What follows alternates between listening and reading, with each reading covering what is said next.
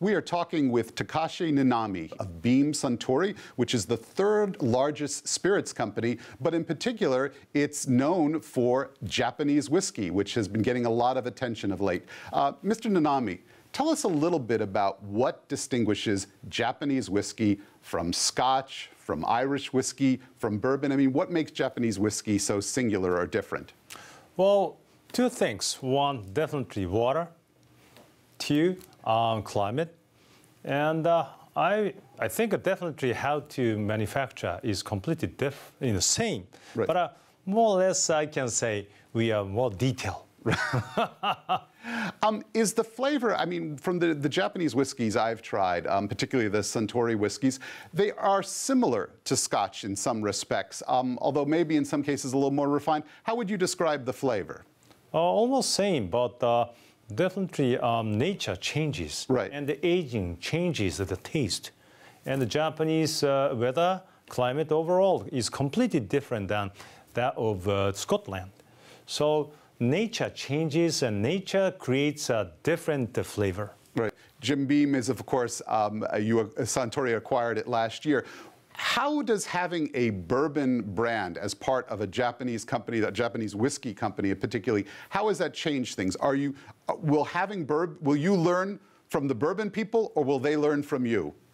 Both. Bourbon has flexibility, right. mixability, right. with a lot of soft drink, right. which makes a great value to consumers as right. well. And plus, we are learning from them about how we can market targeting customers. Right. And I think they are learning how to upgrade its quality. Right. Because we are really focusing on always Kaizen, which right. means improving gradually. Right.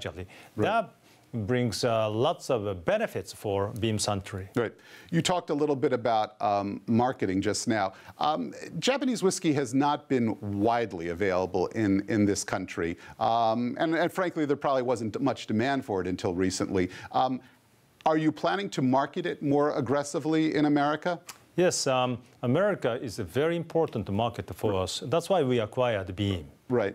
And we have launched a new version of Hibiki, which is a Japanese harmony. Right. That will be available in North America a lot. Right. But you can't buy other than North America. Right.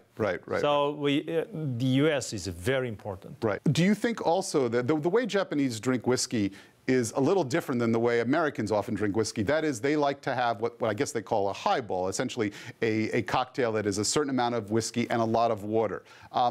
Is that something you think will become, are you going to try to encourage that in America? Do you think it could become more popular in America? Yes, usually people here eat and drink, but the drink means wine. Right. We can replace. Instead of they are drinking wine, somehow we want to let them drink whiskey and soda, right. which is called a highball. Right. I think that makes a good offer right. to consumers as a new trend. Right.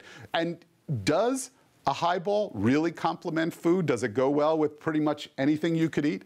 Definitely. Right. And if you want to eat health conscious food, such right. as Japanese food, the best. Really? Yeah. So you would say that a highball would be better than sake has been the traditional beverage of choice with Japanese food in this country. You would say perhaps a highball next time? I got to say that.